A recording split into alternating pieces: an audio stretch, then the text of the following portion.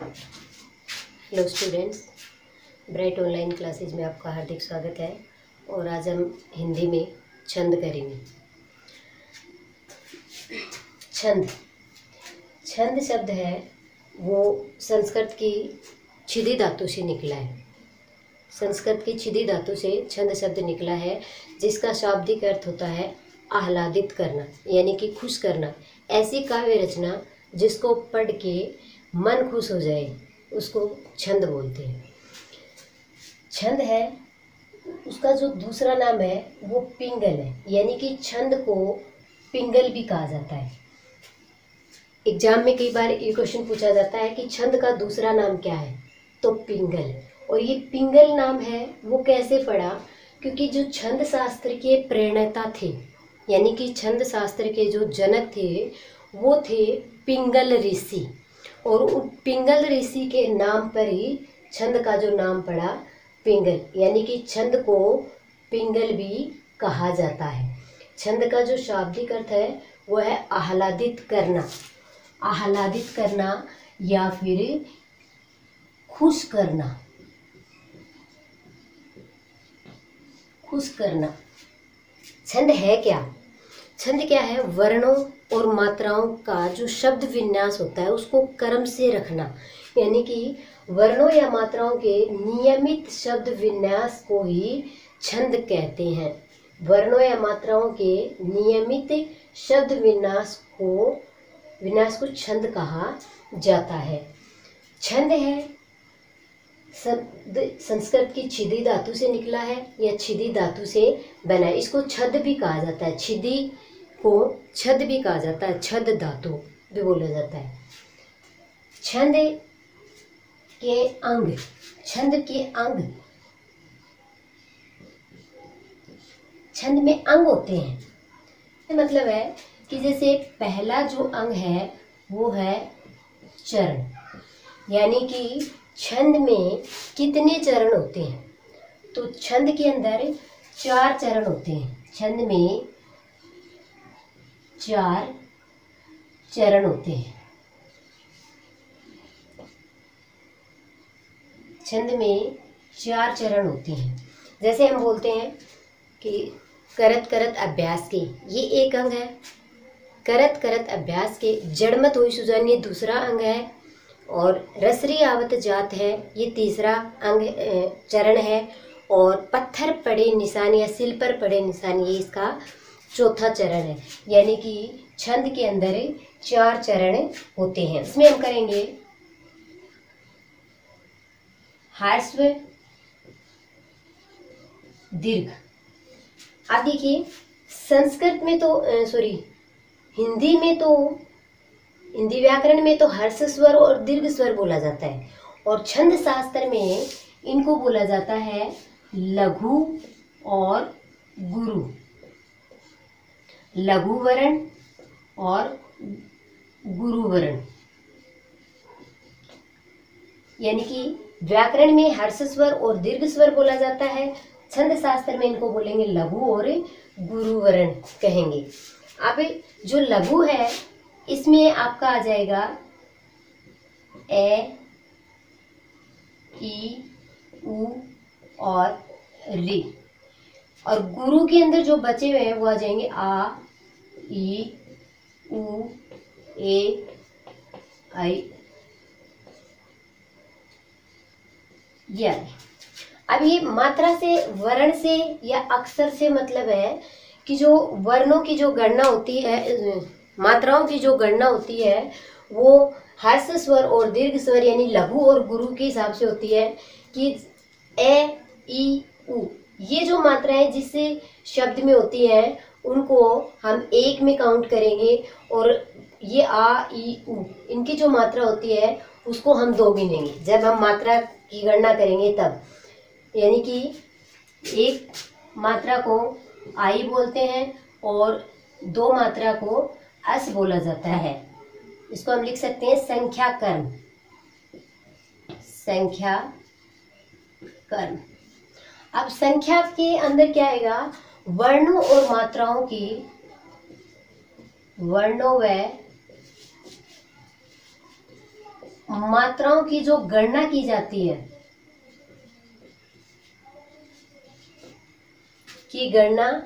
जाती है, वर्णों व मात्राओं की जो गणना की जाती है उसको संख्या क्रम कहा जाता है।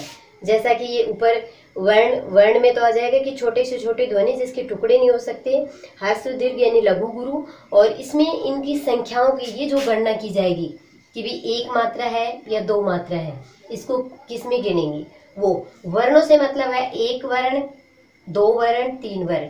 जैसे हम यहाँ पे लिखते हैं, ये अनाज शब्द है। अब इसके अंदर हम देखें, अगर ये वर्णिक छंद के अंदर आता है तो हम इसमें वर्ण गिनेंगे, तो वर्णों की संख्या 1, 2 और 3। वर्णों की संख्या कितनी है इसमें? 3 है। लेकिन जब अगर ये मात्रिक छंद में आता है तो हम इसको मात्रा गिनेंगे। मात्रा में 1, अब यहाँ पे आ की मात्रा लगी है, आ के अंदर हो जाएगा ये 2 और इसमें ये, तो अब अनाज शब्द में जो मात्रा होगी वो 1, 2 और 2 ये हो गई, यानी कि 2, 1, 1, यानी कि इसके अंदर 4 मात्राएं हो गई हैं। तो इसको संख्या क्रम कहा जाता है। अगला जो आपका है गण। संख्या क्रम के बाद आता है गण। गण क्या होता है? वर्णों का जो समूह होता है उसको गण कहा जाता है। वर्णों के समूह को गण कहा जाता है।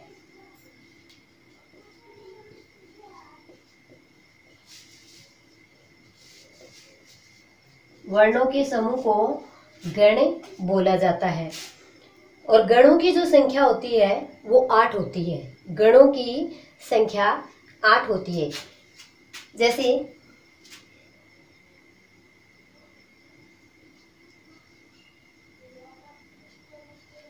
यमाता,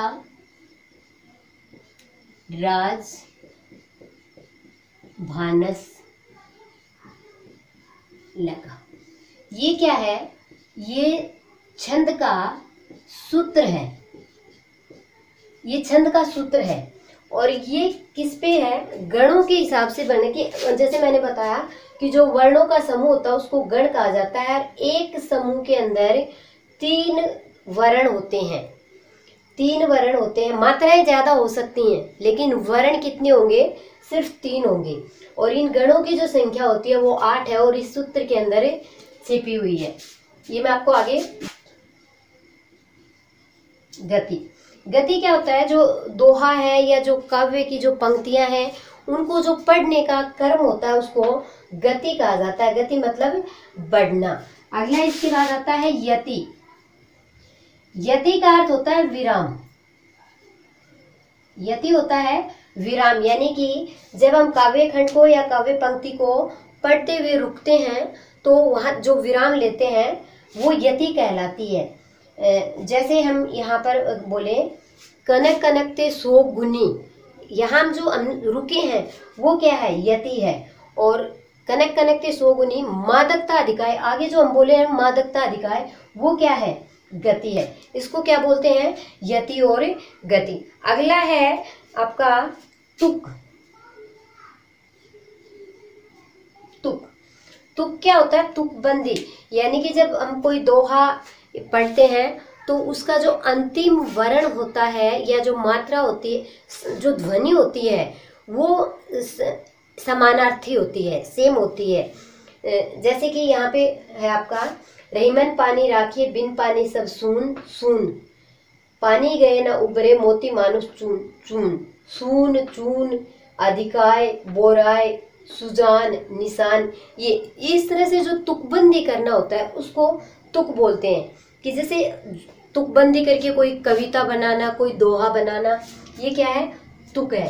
तो ये आपका जो छंद के अंग है, छंद के जो अंग होते हैं वो कितने होते हैं? आपका पहला हो गया चरण। चरण 4 चरण होते हैं दोहे में या जो छंद के अंदर। अगला है आपका वर्ण या अक्षर। वर्ण या अक्षर कितने होते हैं? हर्ष स्वर और दीर्घ स्वर, इन ध्वनियों को लिया जाता है। और संख्या क्रम जो तीसरा है, इसके अंदर आपको जो संख्या गिनती की जाती है, मात्राओं की जो गिनती की जाती है, वर्णों या मात्राओं की जो गणना की जाती है उसको संख्या क्रम कहते हैं।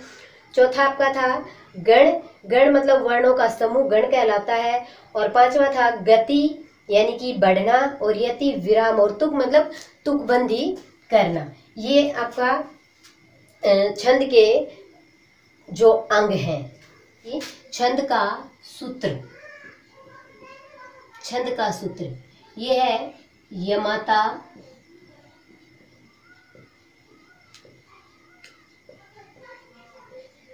राजभानस लगा। ये छंद का सूत्र है। इससे क्या होता है कि छंद को पहचानने में आसानी होती है। जैसे य से बना यमाता। जैसे मैंने आपको पहले बताया कि गणों की संख्या 8 होती है, और जो एक जो गण होता है उसके अंदर जो 3 वर्णों का जो समूह होता है उसको गण कहते हैं। अब देखिए यहाँ पे जो वर्ण होंगे वो 3 होंगे, मात्राएं ज्यादा हो सकती हैं। यमाता, य से यमाता, मातारा, ताराज,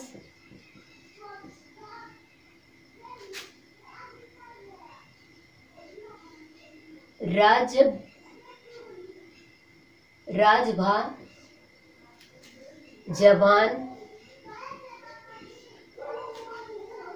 भानस, नस्ल और सलगा। ये आपके यमाता, मातारा, ताराज, राजभा, जबान, भानस, नस्ल और सलगा, ये क्या हो गए? गण के जो 8 भेद मैंने आपको बताए थे, वो 8 भेद हैं ये।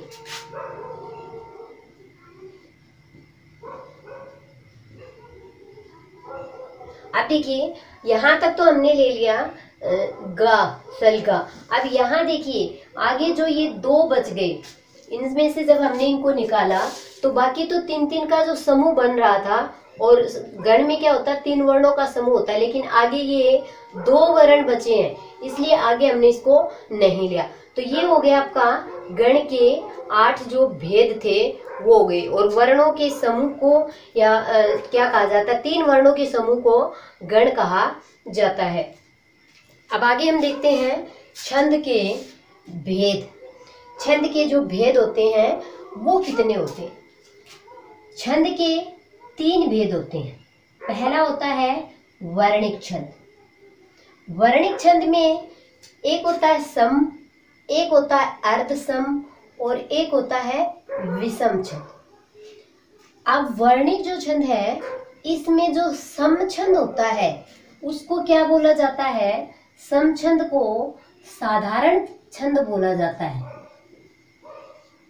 सम छंद को क्या बोला जाता है? साधारण छंद बोला जाता है। और साधारण से मतलब है कि जो साधारण छंद होता है उसमें 26 तक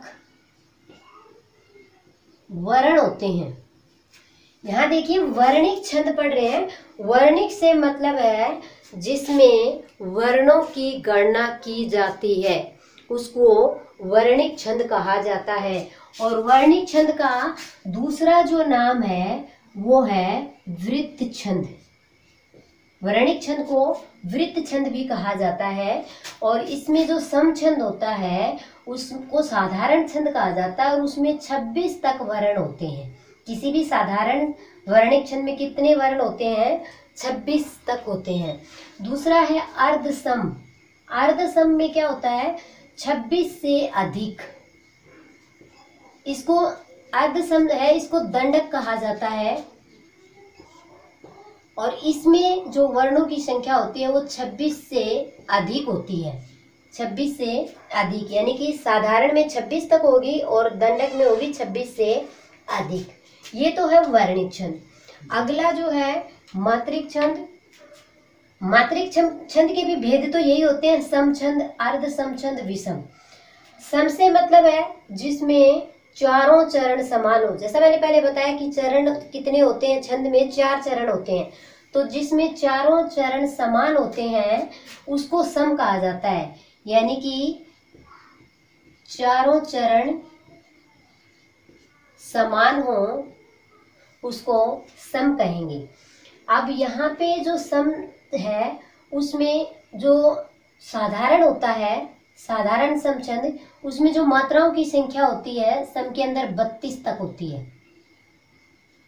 देखिए मात्रिक छंद है, मात्रिक छंद है मतलब जिसमें मात्राओं की गिनती की जाती है उसको मात्रिक छंद कहा जाता है। और जो सममात्रिक छंद होता है उसमें 32 तक मात्राएं 32 तक मात्राएं होती हैं। और फिर अगला जो है वो है अर्ध सम। इसको भी देखिए साधारण समछंद कहेंगे, साधारण समछंद में 32 तक मात्राएं होती हैं। अर्ध सम को फिर वही दंडक कहेंगे, लेकिन इसमें तो था वर्णों की गणना और यहाँ है मात्राओं की गणना। अब 32 से अधिक मात्रा, 32 से अधिक अगर मात्रा होती है तो वो क्या होता है, अर्धसम छंद। तो ये था आपका सम और अर्धसम। अब अगला जो आपका है मुक्त छंद। मुक्त छंद अगर हम इसको पहले का अगर हम देखेंगे तो पहले शुरुआत में क्या था कि छंदों के जो भेद थे वर्णिक छंद और मात्रिक छंद 2 तक ही होते थे, कि 2 भेद तक ही होते थे। अब ये तीसरा छंद बाद में आया। अब ये कहाँ से आया, यानी कि सबसे पहले जो मुक्त छंद है उसका प्रयोग किसने किया, यानी कि मुक्त छंद के जो जनक हैं वो कौन है, सूर्यकांत त्रिपाठी निराला। यानी सबसे पहले सूर्यकांत त्रिपाठी निराला ने मुक्त छंद का प्रयोग अपनी काव्य या अपनी कविताओं में शुरू किया था और उसके बाद आने वाले जो कवि हैं इसका प्रयोग करने लगे। तो इसका जो सबसे पहले सर्वप्रथम, यानी अगर हम ये कहें कि मुक्त छंद के प्रणेता या मुक्त छंद के जो जनक है कवि हैं वो कौन से हैं, सूर्यकांत त्रिपाठी निराला। सबसे पहले इन्होंने मुक्त छंद का प्रयोग किया था। अब मुक्त छंद से मतलब क्या है कि वर्ण व मात्राओं के बंधन से मुक्त, यानी ना तो वर्णों का बंधन होता है और ना ही मात्राओं का बंधन होता है।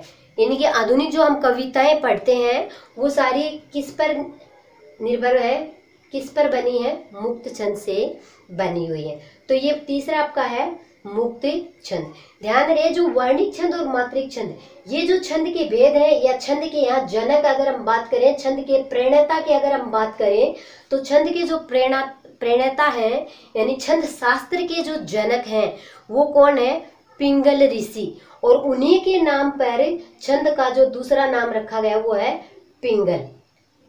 पिंगल ऋषि के नाम पर ये नाम पड़ा है। तो ये तो छंद के भेद हो गए, वर्णिक छंद, मात्रिक छंद और मुक्त छंद। अब आगे हम बात करते हैं, हमारा जो छंद है वो लेते हैं मात्रिक छंद को देखते हैं। मात्रिक छंद जिस छंद में मात्राओं की गिनती की जाती है, मात्राओं को गिना जाता है, उसको मात्रिक छंद कहा जाता है। और मात्रिक छंद में पहला हमारा जो छंद है वो है दोहा। तो जो दोहा छंद है इसमें मात्रिक छंद में हमने लिया है दोहा छंद। और दोहा छंद जो है वो एक अर्ध सम मात्रिक छंद है। कैसा छंद है, अर्ध सम मात्रिक छंद। अब इसके जो दोहा छंद की जो परिभाषा है, इसके जो विषम चरण होते हैं वो होता है पहला और जो तीसरा चरण होता है वो विषम होता है और जो दूसरा और चौथा होता है वो सम होता है। अब सम और विषम दोनों है तो इसलिए इसको हम कहेंगे अर्ध सम छंद, यानी कि आधा सम और आधा विषम हो गया। तो विषम चरणों में यानी कि पहले और तीसरे चरण में 13-13 मात्राएं होती हैं, 13-13 मात्राएं होती हैं। दोहे के अंदर जो पहला और तीसरा जो चरण है यानी कि 13-13 मात्राएं किसमें होती हैं, पहले और तीसरे चरण में, यानी कि विषम चरणों में। विषम चरण कौन सा है, पहला और तीसरा, इसमें 13-13 मात्राएं होती हैं। और जो सम छंद होता है यानी कि दूसरा और चौथा, विषम में 13-13 होगी यानी कि पहले और तीसरे में, और दूसरे और चौथे में 11-11 मात्राएं होती हैं, 11-11 मात्राएं होती हैं। उसको दोहा छंद कहते हैं। एक बार फिर से रिवाइज कर रही हूँ कि जो दोहा छंद है उसके विषम चरण होते हैं, इसको हम सीधा बोल सकते हैं कि पहले और तीसरे चरण में 13-13 मात्राएं होती हैं और दूसरे और चौथे चरण में 11-11 मात्राएं होती हैं। और टोटल जो मात्रा हो गई इसमें यानी कि 24-24 मात्राएं।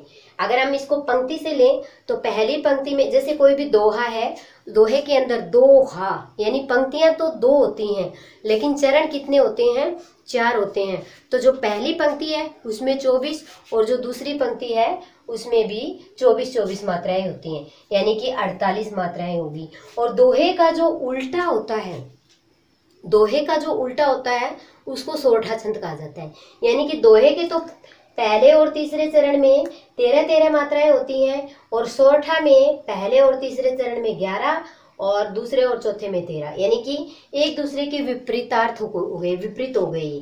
तो अब देखिए दोहा छंद का एग्जाम्पल हम देखते हैं। करत करत अभ्यास ते जड़मत हो सुजान। अब यहाँ देखिए ये तो हो गया पहला चरण, यहाँ तक ये हो गया दूसरा चरण, यहाँ पे ये आ गया तीसरा चरण और ये आपका हो गया चौथा चरण। ये 4 चरण हो गए। अब हमें ये कैसे पता चले कि ये दोहा है, ये हम यहाँ पर समझेंगे। देखिए मात्राएं कैसी गिननी है, मेन हमारी जो पहचान करने का जो तरीका वो ये है। हम मात्राएं कैसे गिनेंगे, एक यानी कि मैंने आपको बताया था हर्ष स्वर और दीर्घ स्वर, या फिर आप लघु और गुरु से भी देख सकते हो। हर्ष और दीर्घ, अब ये हर्ष स्वर और दीर्घ जिन पे ये जो मात्रा होगी वो एक में गिननी है आपको, और इन चारों को छोड़ के बाकी जो बचे हुए हैं वो आप किस में गिनोगे, आ बड़ी ई उ ए ऐ ओ ये बच गए, ये दीर्घ यानी कि इनको दीर्घ जो मात्रा होगी ना उसको तो आप 2 गिनोगे और ह्रस्व जो मात्रा होगी उसको आप 1 में गिनोगे। तो देखिए यहाँ कै 1 यानी कि करत में कितने मात्रा है, 3 है। ध्यान रखें कि जो दोहा है वो मात्रिक छंद है इसलिए हम मात्रा गिनेंगे। फिर आगे 1 2 3, फिर यहाँ पे 1। अब देखिए किसी भी वर्ण से पहले अगर आधा वर्ण होता है तो उस आधे वर्ण की कोई मात्रा नहीं गिनी जाती है, उससे जो उस वर्ण को क्या मान लिया जाता है, दीर्घ मान लिया जाता है। अब यहाँ तो देखिए पहले से ये दीर्घ वर्ण है, लेकिन अगर यहाँ पे ये आ की मात्रा अगर यहाँ नहीं होती, अभ्यास मान लो, एक बार हम मान लेते हैं अभ्यास होता है ये, तो यहाँ पर क्या होता है, यह तो हर्ष है लेकिन आधा वर्ण होने के कारण इसको जो मात्राएं हैं उसको हम 2 में काउंट करते, ऐसे ये हो गया। और यहाँ पे आई की मात्रा है तो ये 2 है। अब देखिए इन मात्राओं को हम गिनेंगे 1 2 3 4 5 6 7 8 9 10 और 11 12। अब देखिए यहाँ पे जो हमने गिना ये यहाँ पे ये 2 हो गया। देखिए आधा वर्ण अगर किसी भी वर्ण के बाद आधा वर्ण है तो पहले वाले वर्ण को हम किस में गिनेंगे, गुरु में गिनेंगे, यानी कि 2 मात्राओं में गिनेंगे। एक बार फिर से इस पे ध्यान देंगे। देखिए आधे वर्ण से कि कोई भी वर्ण है उसके बाद आधा वर्ण है तो उस पहले वाले आधे वर्ण से पहले वाला जो वर्ण है उसको हम 2 गिनेंगे। तो यहाँ तक ये कितनी होगी, 13 होगी। आगे देखिए